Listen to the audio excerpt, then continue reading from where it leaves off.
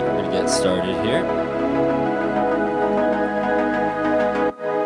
Okay, cool.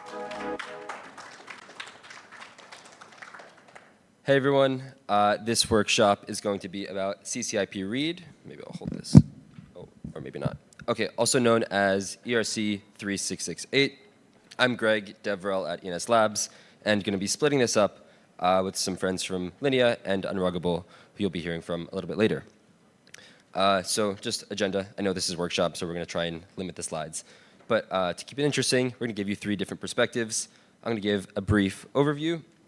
Julien and Grant from Linea are going to share their perspective as kind of the first Layer 2 team that really built and uses trustless CCIP-read infrastructure in production. And then Thomas from Unruggable is going to share a more generalized framework around how you can use trustless CCIP-read infrastructure in production as well. So if you haven't seen it, this is CCIP-read, or ERC 3668. It was authored by Nick Johnson, founder and lead developer of ENS, and you'll hear why that's relevant in a second.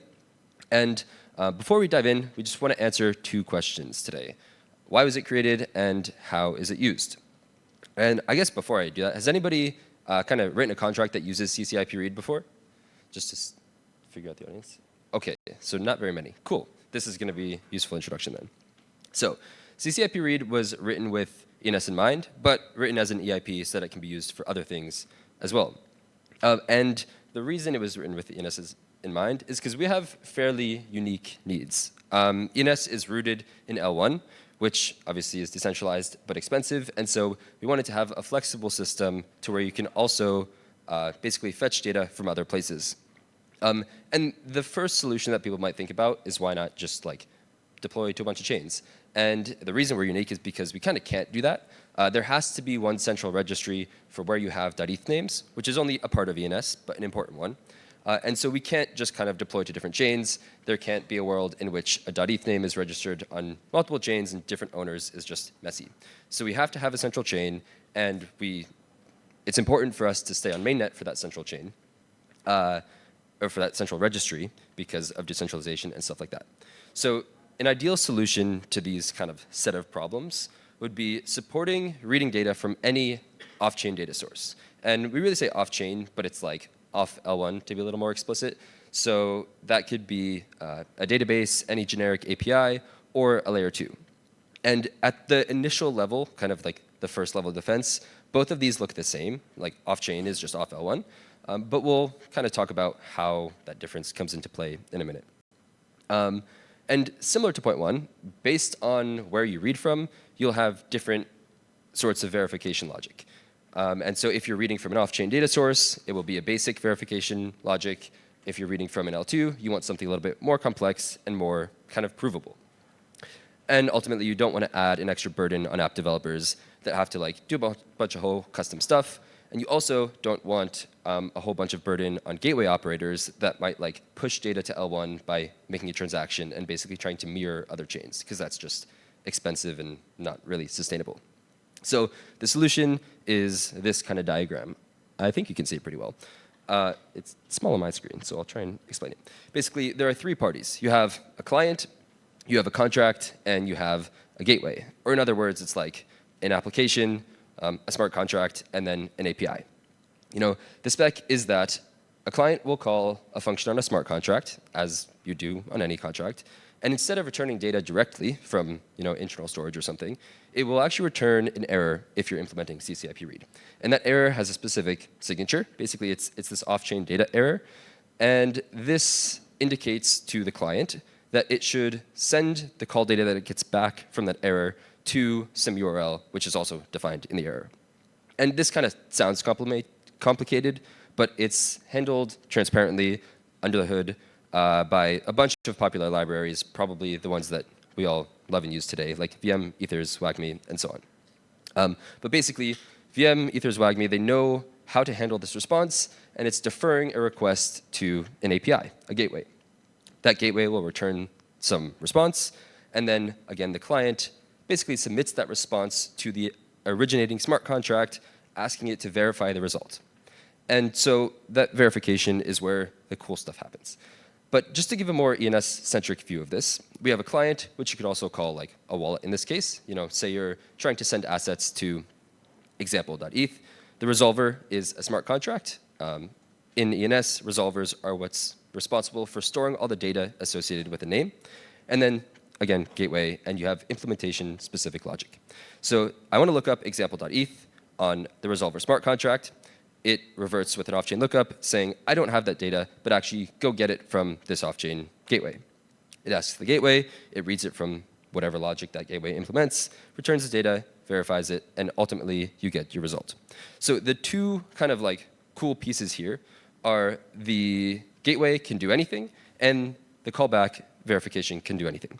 So the two most common implementations are like on the gateway side, you can either fetch data from a database, or you can fetch it from a layer 2.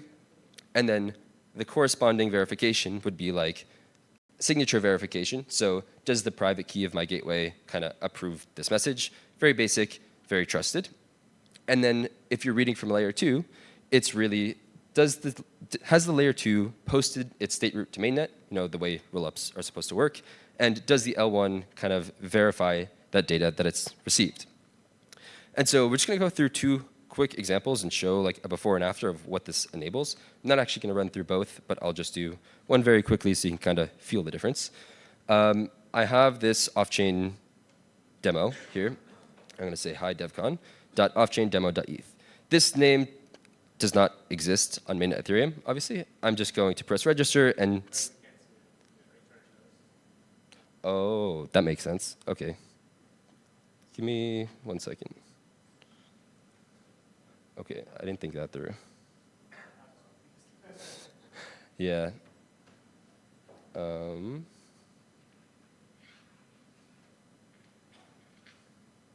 OK, if I can't do this in a second, then that's fine. All right, I can't do it. But anyways, if you want to scan this QR code and do it yourself, what's happening is I'm signing a message, and that gets saved to a database. And once it's saved in a database, then you can go and use this as an ENS name, because it's just like signing, my gateway signs a message kind of like saying that it's correct. And then if you go to the name.offchaindemo.eth in the ENS Manager app or any wallet or Block Explorer or anything like that, it will work for free. And I wanted to show you that, so it's a little hard to explain, but hopefully you understood. And while you guys might be playing around with that, I'm just going to talk about the kind of like better approach, which is the trustless example. And this is what Linea does, so you'll hear more about it in a second. But instead of storing the data in a database, and instead of the callback function verifying a generic signature, it's stored on a layer 2 on Linea, and the callback function verifies Linea's state proof that is, or state root that is posted to layer 1 as normal rollups do. And in this case, the gateway can actually never lie because it's verified on the layer 1 smart contract. So this is like the best way to do CCIP-read, and what you'll be hearing more about how to do in a little bit from both of the teams. So the before and after from ENS's perspective is like creating an L1 subname, which I tried to do this morning, subname.gtest.eth. MetaMask was telling me it would cost $15 to do that. Whereas also this morning, if I wanted to register greg.linea.eth, which the screenshot is from a little while ago, so it might be slightly different, but it costs 10 cents. And both of these work the same way across any ENS integration. One is $15, one is 10 cents. And so this is really what we wanted to solve when creating CCIP-read. And how it's being used in public is pretty cool. Linea has almost 500,000 names, base.eth has 500,000 names, and these other two off-chain implementations have millions as well. And so basically, CCIP-read was created to solve flexible data for ENS, and also the Ethereum ecosystem at large, reading layer 2 data from layer 1. And now I'll hand it off to the Linea team to go a little bit deeper. We haven't practiced the computer switch, so might have to give us a minute, but let's see how this goes.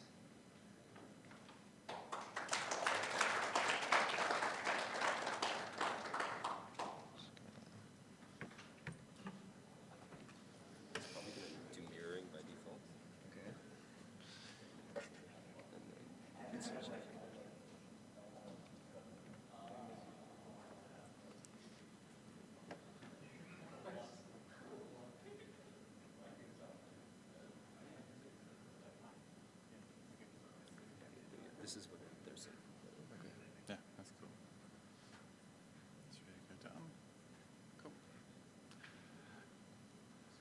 Good afternoon, everybody. My name is Grant. I'm one of the lead smart contract engineers at Linea as part of the core team. If you want to scan that QR code, that's going to take you to the link for this repository, where it'll contain the code samples with everything that we're going to be working through today. So I'll just give you guys a minute to grab that, and then I'll take you through some bits and pieces about the Linea implementation with ENS. And then once I'm done, Julien is going to take you through an actual practical example. So if you're wanting to code along, that's the repository to get the data from. You may need to install a couple packages that are in there first. As with good security practice, just make sure those are the packages that you want to install. Cool. Hopefully that's big enough to see. Let me just make it a bit bigger. Where's your plus here? Where's your plus here? There we go.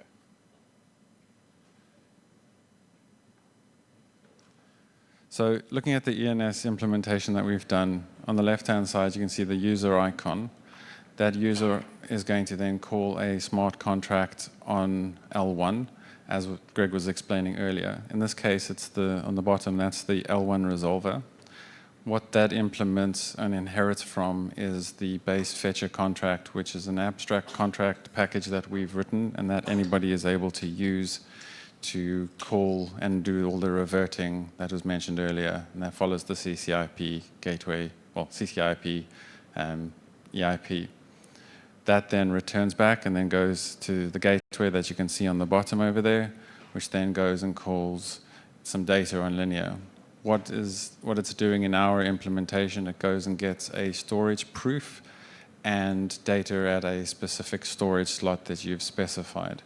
In our example today, we're going to be calling a single storage slot just to get some data out of there and returning it to L1. It's fairly simple in what it's doing, but some of the partners like Unruggable, you will see they've done some examples around retrieving more complex data, such as structs and various other things. So the example here that we're doing is quite simple, but you can build on it and do pretty much any data that you want there.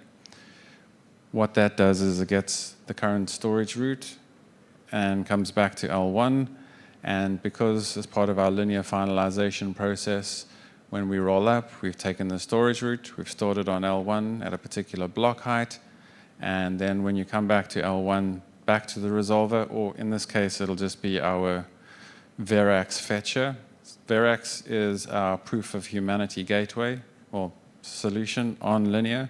So for example, if you want to use proof of humanity on L1, you can jump straight into our Linea implementation or the Verax implementation and then use that. So there's something for you to think about using in the future if you're doing some things on L1. So we then call back to the resolver on L1. Once we hit L1, we then take the storage proof, check that it matches against the state that has been stored from the finalization process, and then you can do with the data whatever you want in L1. So it's like you've proven humanity. In our case, we've going to pull out an attestation to prove that that attestation on Verax exists. And I think it's up to you. You want to go through the code repo? There are some other links in here through our ENS implementation that's in the repository. So at your leisure, have a look, see through the implementation if you want to go and get a deeper understanding of what we've done. And obviously, this has all been very well audited. Cool. Okay, I'll just stand here. Hello, everyone. So yeah, we will go through an example, as Grant was saying, an example that is going to read data on Linea in the Verax registry. So I'll do it live right now, but you guys can follow the quick start that we have here, and you can redo everything that we'll be doing right now. So first, so we're going to go through a little bit of code. I don't know if you... Yeah, okay. You think it's good enough? Can everybody see Yeah. the screen? Can you read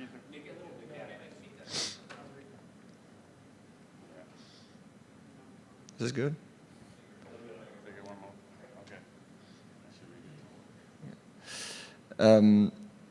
So what we have is the fetcher contract. So here, this fetcher contract has to match your needs.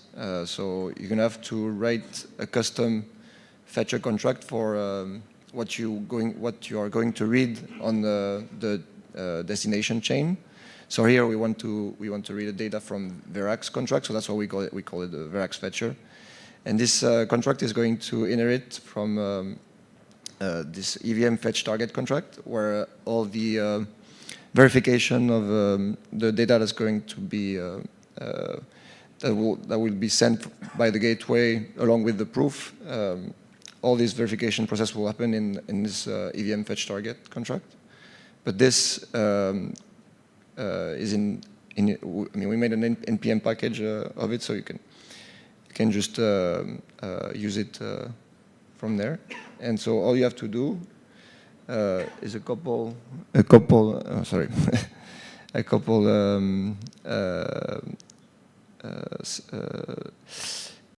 you have a couple arguments to enter here. So this will be the verifier and the target contract. So the verifier will be the contract that does the verification. And but this is already deployed, so you can use the same for all your custom fetchers. And the address target, this is the address contract on L2. Then we have this. We have to also implement this function here. This is because there's a delay in the finalization of the from Linea to L1. That can be from 8 to 32 hours before the state of Linea is posted on L1. So we give the verification process an accepted block range length. Because we cannot directly get the data on the latest block on Linea if it hasn't been posted on L1. So that's why we have this accepted length here. And so finally, this is our function where we're going to trigger the CCIP flow, CCIP-read flow. So what matters here is what we call the slot that we are going to query on the Linea contract. So we'll get the slot 102 in Verax registry contract. And I won't go too much into detail of how we build this query here. But this is mainly the ENS implementation of the EVM gateway that they did this way. So I'll let you go check more in details. And finally, this is the function that's going to be called once the data has been sent from the gateway, and after the verification, we'll just call this callback function to return the final result. So I'm going to deploy this contract right now. I'll just do this. Hopefully it will work.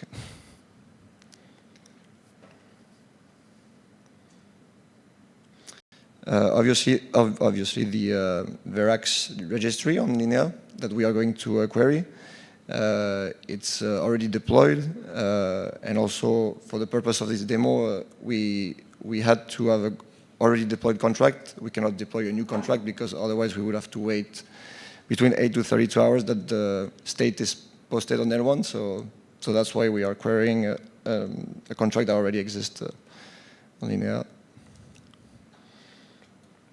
It's taking a bit of time.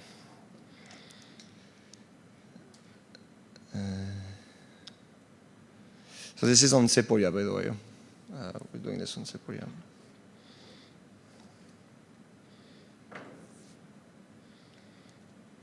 Okay. I mean, if it, I can use a...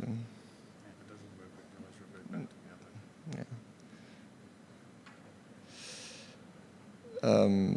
I'll just shoot, I mean, okay, finally done.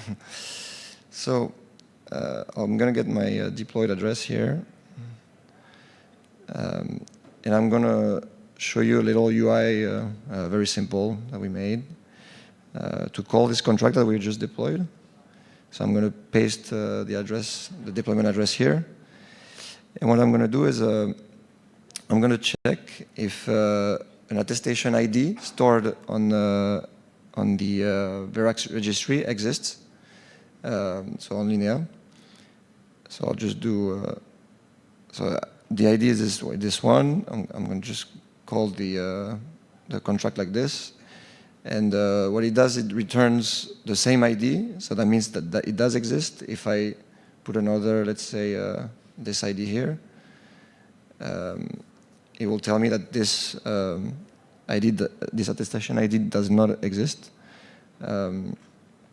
And what we can also see is when I call the contract, I can see here that we have a call.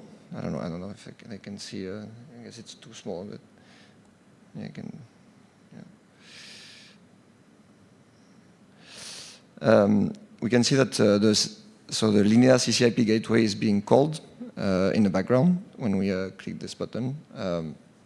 Part of the process of the CCIP-read, and it returns a bunch of data. So it's the value that we are trying to retrieve plus the proofs, and all this all this data here is sent.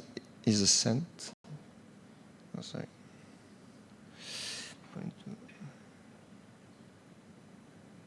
Why can I? Okay. Oh, okay. Is sent to this function here, this callback function here, where it's going to decode this data and is going to prove that this data is valid, and then send it back to this callback function here and return the value. So yeah, this is all the CCIP-read flow, and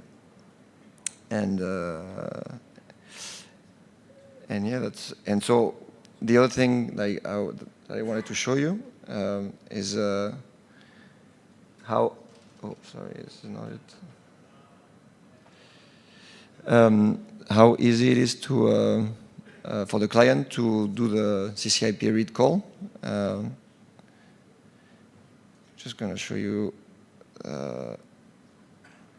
So this is by using Ether.js, for example, you can simply do this call here, where you're going to so you're calling the method that's so get attestation method. You pass it the attestation ID, and you just add this little parameter here, and enable CCIP-read. And in the background, Ether.js is going to do all the CCIP-read flow. So revert. So it's going to catch the revert from the contract. Then it will take this. Then it will call the gateway that it needs to call to fetch the data, and then take the data back from the gateway and do all the recall the callback function to verify the data and return the result. So this is all that's happening in the background, and yeah, I think that's. What else did you want to show? So I was also telling you at the beginning that you're going to need, well, here we already have the slot that we are interested in. When I talk about slots, it's so the storage on EVM. There's a storage index for every variable that is stored. So, for example, if we took a look at the attestation registry that we are querying, what we are interested in is go back here. It's this variable here. So we need to get the slot index of this variable here. You can do it. You can calculate it. Yeah, you can calculate it manually, but you also have for example, with Hardhat, you have a plugin that allows you to do this easily. You can do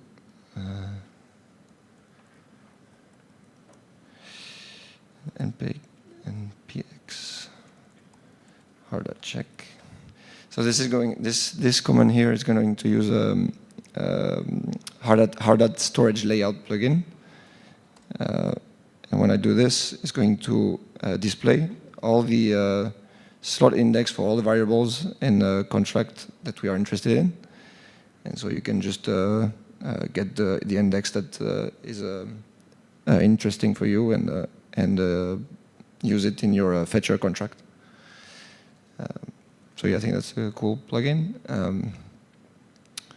Yeah, I think that's about it for this walkthrough. So yeah, you can reproduce everything following the quick start here on your machines. And yeah, I think do we do questions? No, or oh, I don't know. Okay. Yeah. We do questions at the end, or okay? Yeah, at the end. All right. Well, we'll give. Yeah. Thank you.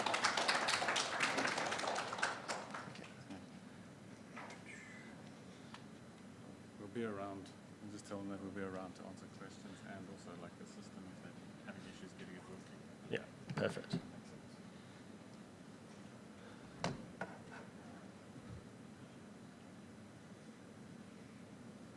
Okay, how does... Oh.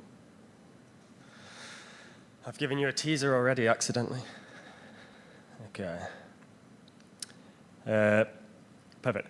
I am Thomas from Unruggable. We are ENS service providers. We are building Unruggable gateways, which is a more generic system for doing essentially what the guys from Linea have just demonstrated. So Unruggable Gateways is a full solution for allowing trusted data resolution from L2 blockchains. Just quickly, if I'm here, can everyone hear me? Yeah, perfect. So this is a QR code that links through to our GitHub repo. I would recommend clicking on that at this point. I will do it just for the purposes of demonstration. But at the top of here, we also have a link through to our gateway documentation, which is also good supplementary material for this presentation. And I've specifically set up a Devcon links section, which links to everything that I'm going to kind of mention here. So you can kind of follow along as we go, or you can jump ahead if you wish and just click on everything and see what happens. So a bit of background and context to why we have built Unruggable Gateways. So Unruggable is an ENS service provider, and we are building on top of ENS. We are building a solution that allows for reading data from L2 chains. The usage of that in the context of ENS is, of course, for allowing data to be stored on cheaper chains that make it easier and more accessible for users. We also want to make building solutions simple and accessible to everybody so that builders, such as some of you in here, are easily able to kind of onboard and build smart contracts that integrate with the gateway solution to read data from other chains. We want to abstract away complexity and avoid duplication of effort. For some additional background, the code that the Linea guys just ran through is a fork, I believe, of the EVM gateway code base, which was kind of the initial version of this solution that was built by Nick Johnson. I think Greg mentioned that, from within ENS Labs. That kind of worked with Arbitrum and Optimism, I believe, and then Linea kind of got in contact and wanted to build a verifier solution for their chain. And there was a lot of back and forth and a lot of kind of hard work on both ends to get that working. So I guess in many respects, this is to kind of take out some of that boilerplate legwork in terms of other chains getting onboarded and making it easier for chains to work with the solution, but also implementers to use the solution. So as you can see in this screenshot, and if you click on this link, this is the ENS app. This is the profile for arbitrum.verifier.unruggable.eth. This data is all metadata that is being resolved from Arbitrum trustlessly. So this data is returned from the gateways that we operate alongside proofs, which are then verified on layer 1. So this data is quick and easy to update, it's cheap to update, and it's trustless. The worst thing that anybody can do in terms of a gateway operator is that they could censor data. So they could stop any proofs being returned, but they could never return anything that's invalid or incorrect. So that should give confidence to users that if someone is inputting an ENS name into a transaction input, the name that it resolves to is in fact the name that's set. And as long as they trust their client, MetaMask, for example, which one probably does at this point, then yeah, you're all good. So I mentioned EVM Gateway, the code base that Nick originally wrote. What is new in terms of what the Unruggable Gateway solution offers? Firstly, Nick's solution only allowed for single targets. So you could only fetch data from an individual smart contract. This solution allows for you to work with as many contracts as you want. There is a constraint, but it's not a constraint that in practice anyone's ever going to reach. So what that means is you could in principle query a contract, read data from that contract that is an address of another contract, use that and target that, and then fetch data from there. In the context of ENS, this is particularly useful because the current architecture of ENS has a registry, which has a resolver set for each name, and clients that implement the ENS standards have to fetch that resolver for that name, then query that resolver to resolve an address. This allows for you to use this solution to get that data from layer 2s and still kind of maintain all of the benefits that I mentioned before with trustlessness. This solution is also heavily optimized. We've spent a lot of time implementing caching at all layers. We've optimized on request size. I'll come back to the reason why that's important later. We have RPC deduplication, so in terms of getting proof data from the various chains, rather than having many calls to ETH get proof and Linea get proof and ZK Sync get proof, which are the respective proofing methods implemented by those chains, we can kind of group together requests and minimize kind of data that's going over the wire. We also use assembly wherever appropriate to optimize and make everything efficient in terms of operation. Flexible data manipulation, you can do everything in line. You can write a request and you can Kesat cache, you can use bitwise operations, you can slice, you can do maths operations. This means that you can kind of do incredibly complicated things. If anyone's looked at the ENS architecture, in its current form, it uses name hashes, which are Kesak hashes of concatenated label hashes. And you can now produce a name hash inline in your request and then query data from a slot using that. You can also use nested requests, so you could build a request, pass that into another request, loop over it, etc., etc. And for incredibly large data values stored on chain, there's also a big unlock with hashed bytes storage. I'll escape this just quickly to link through to this documentation page in the Solidity documentation. This refers to how storage is laid out in Solidity, and the guys at Linea mentioned this. There's some kind of incredibly complicated rules about how different storage types are stored on-chain, and what Unruggable Gateways seeks to do is essentially abstract that complexity away from you, so you can write a very simple request and request data and have it come back without having to understand all of the intricacies of how everything is laid out behind the scenes.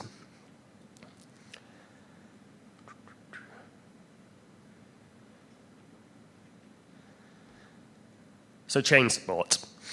In principle, we support all orbit chains, all superchain chains, Linea, Scroll, Base. I put Base on there separately, but Base is in fact a superchain chain. And of course, the recently announced name chain.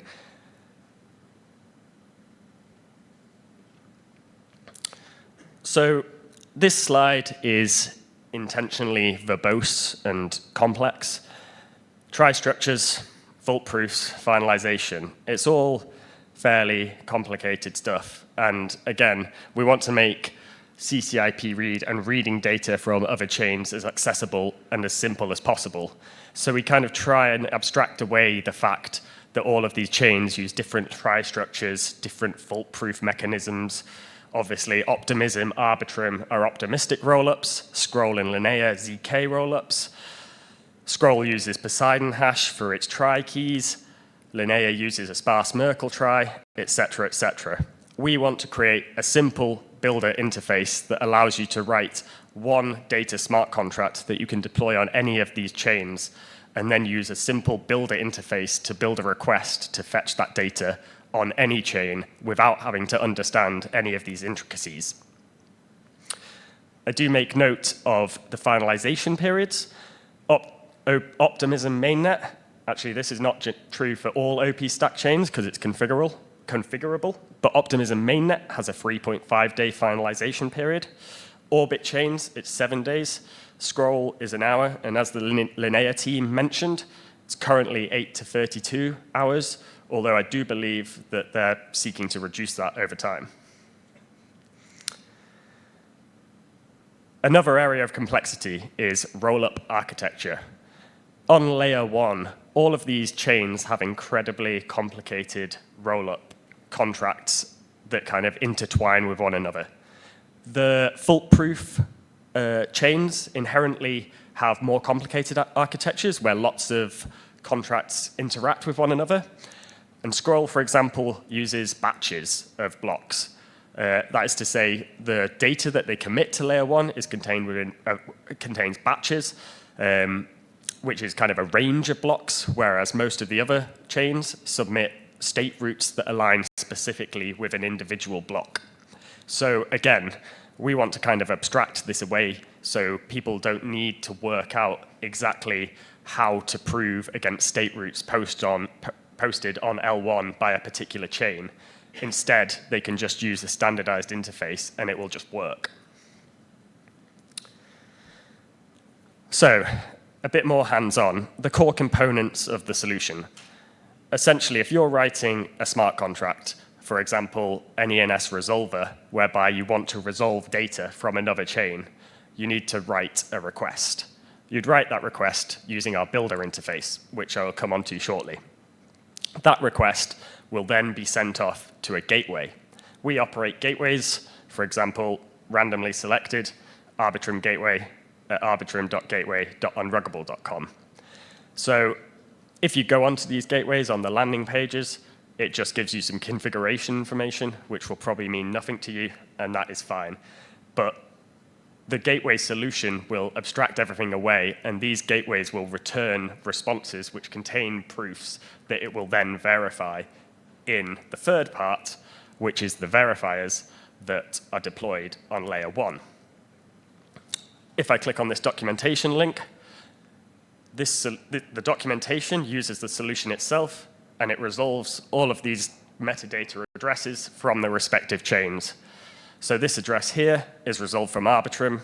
This is resolved from Base. This is resolved from Optimism, Linea, and Scroll.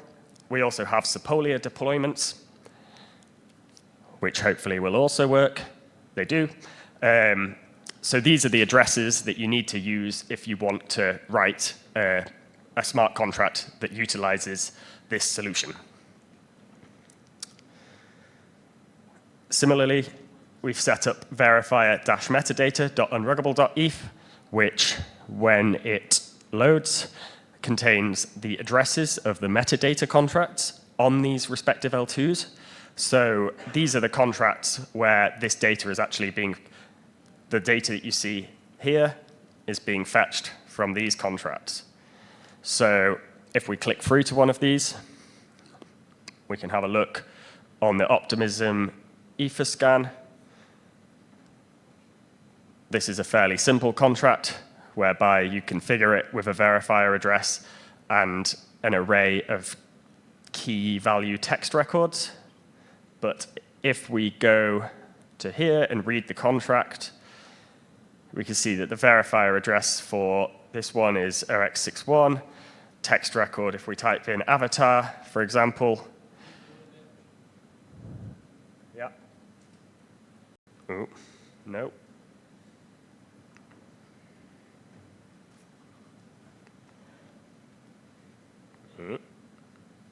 Is that better? Yeah. So this is the avatar that is being resolved when you visit that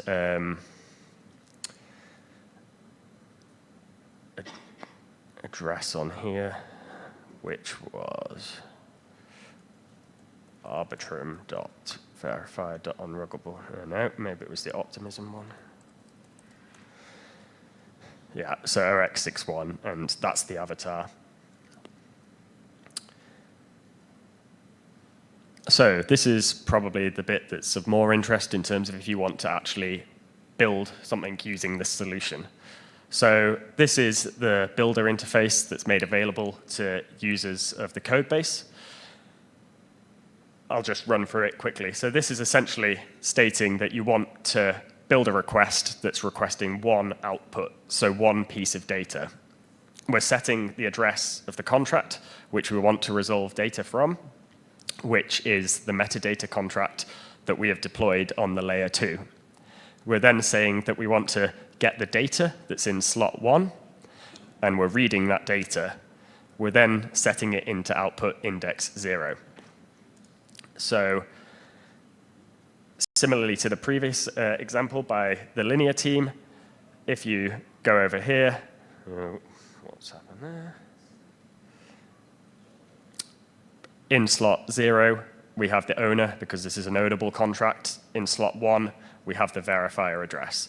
So that is why we're fetching from slot 1. That is the actual code that is utilized by, if you just bear with me, the Unruggable verifier resolver, which is the resolver that we've set on verifier.unruggable.eth. So if you're aware of the various ENS IPs and the ENS protocol standards, there's ENS IP 10 and ENS IP 5. ENS IP 10 is for wildcard resolution. So we set this resolver on verifier.unruggable.eth, and then all subnames of that get passed through to this resolver. If we look here, the code that I had in my presentation is listed here in the adder getter, and we pass through this request to the fetch method. It comes back to this callback, and we return the value, and that's it. So hopefully people are in agreement that this is somewhat more simple, although I appreciate that it's still inherently complex, than kind of having to discern exactly how storage slots are laid out for a particular contract, or the fact that kind of a long string spans multiple slots, or that if you're trying to read from a mapping, you have to work out the hash of the key, etc., etc.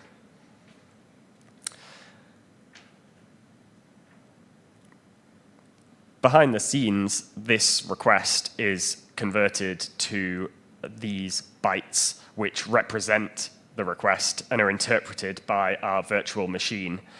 Hopefully, again, everyone's in agreement that the former builder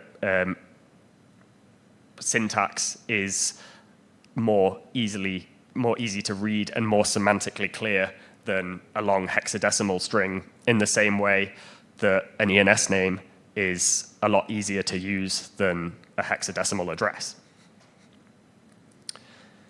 So the virtual machine, behind the scenes, you kind of don't actually need to be concerned with this, because this is what abstracts away the complexity for you, but just as a matter of interest. It's a stack-based virtual machine. It's written in both TypeScript and Solidity. So if you want to develop quickly, you can write code in TypeScript, and then the same syntax will work in Solidity. So you can build tests and examples using Node, for example, run them, make sure they work, then just copy and paste them into your Solidity, deploy, off you go. Essentially, when it comes down to it, it is just multiple if statements. But if you do look through the code base, you'll see that kind of behind the scenes, there is a lot of complexity to it. The majority of the builder interface methods are essentially for discerning the appropriate storage slots from which to read data. And then behind the scenes, the virtual machine generates those storage slots and reads the data. That is all that I have for you. This is the QR code for our GitHub again. And if you do work with this code base, and if you have a look through it and you like it and you want any help, we're more than happy to help. A star would be appreciated. Thank you. I'm happy to answer any questions or fill in any blanks. Yeah, just wanted to kind of focus it down a bit. And if there's any additional understanding that you'd like, I'm happy to elaborate. And similarly, I'm sure Greg and Arthur and Julien would be happy to answer any questions directed their way.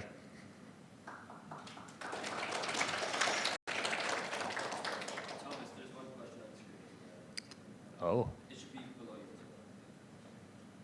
Oh, okay.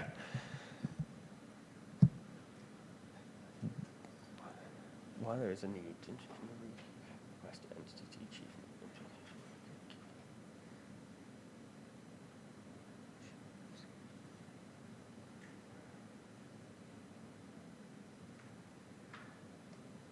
Could the person that submitted that question add any color to what exactly they mean? I'm not sure I quite follow. Was it you, Greg? So I don't know who asked it. I did not. And I don't fully understand, but I think the question is basically was interpreting what we were saying as this has to be implemented into an Ethereum node, because it says something about adding this implementation to an Ethereum node. But really, the whole point of this is that you don't have to modify Ethereum nodes. This is a client level spec. And so WAGMI, Ethers, VM, and all the other kind of Ethereum libraries know how to interpret that off-chain lookup error, and will do it on the front end. The request that is, or like the URL that's sent from the smart contract back to the client is a front-end level thing, and the front end, or like let's say the client, because it could be on a back end, will basically make that HTTP request. There are no changes to Ethereum nodes. There's no special node or like RPC that you need to use in order to support this. It's all client level implementation. So I think that was the question. And this one might be more specific to you. Perfect. So, thank you. Is it possible to create a proof I am the owner, transfer ownership, and submit the proof? I'm assuming this is being asked in the context of an ENS name. So these solutions are kind of read solutions, so they're read operations. So you can't actually kind of modify any storage state or anything like that in relation to the proofs that are returned. You could kind of read from, in, for example, the case of name chain, once it's released, you could read from name chain to discern who the owner of a name is, and you could prove that on layer 1. You wouldn't be able to then modify that or transfer the name in any capacity, no.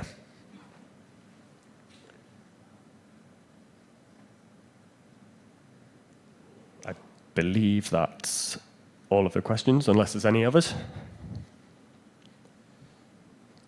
The only other thing I would add to that is, in addition, the documentation for unruggable gateways is fairly fleshed out. So we do have an examples section, which has examples utilizing our TypeScript virtual machine. So you can kind of check out that repo and get things running immediately. Similarly, there's Solidity examples that do specific examples with ENS name resolution.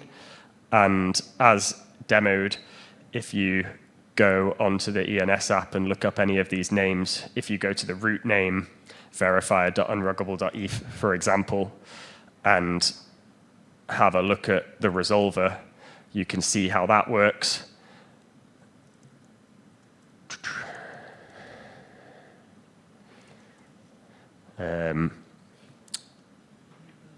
By looking there, and yeah, there's contact details on how to run a gateway, et cetera, a more kind of in-depth overview of the fundamentals and the concepts that I've spoken about today. Yeah, perfect. Oh. Thank you. I just wanted to ask a question. There was a slide where you had the different kind of time windows for each of the chains, whether it's 7 days or 24 hours or whatever. Does that mean in practice, if you're trying to read a state on the L1, does that mean there's a delay before that state can be read? Or does it mean that the state hasn't been finalized, but you can still read the current state? So that's actually a really good question. And given how much time I spent working on this, it's unbelievable that I forgot to mention this. So, yes, in terms of orbit chains, for example, there's a 7-day finalization period whereby any ongoing dispute and the dispute resolution process means that you can't really truly believe that state stored on Arbitrum is finalized until 7 days has passed.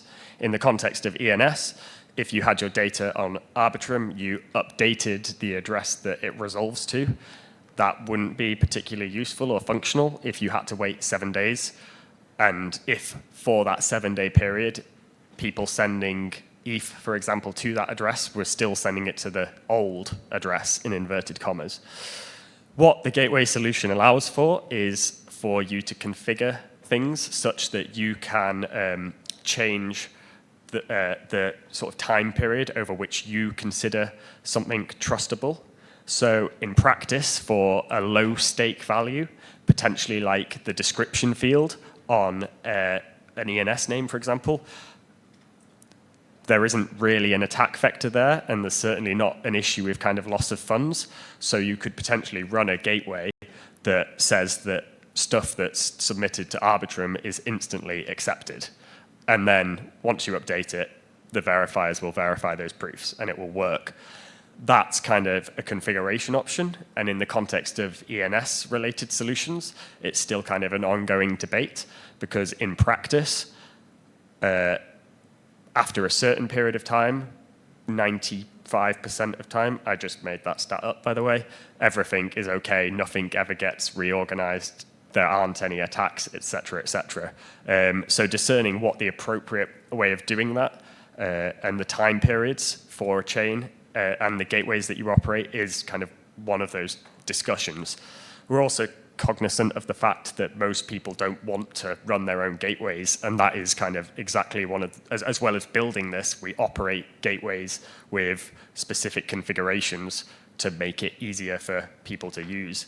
And I guess our hope is that this is one of these things that kind of pushes chain operators in the direction of kind of optimizing their solutions to minimize finalization times.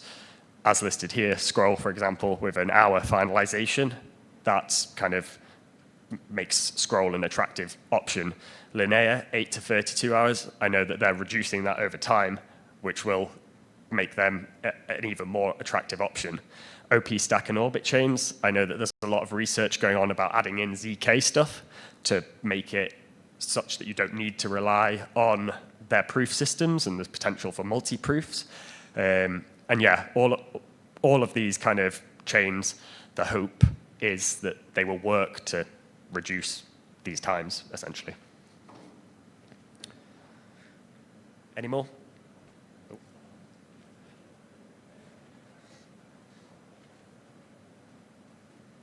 I just want to add one thing to your question.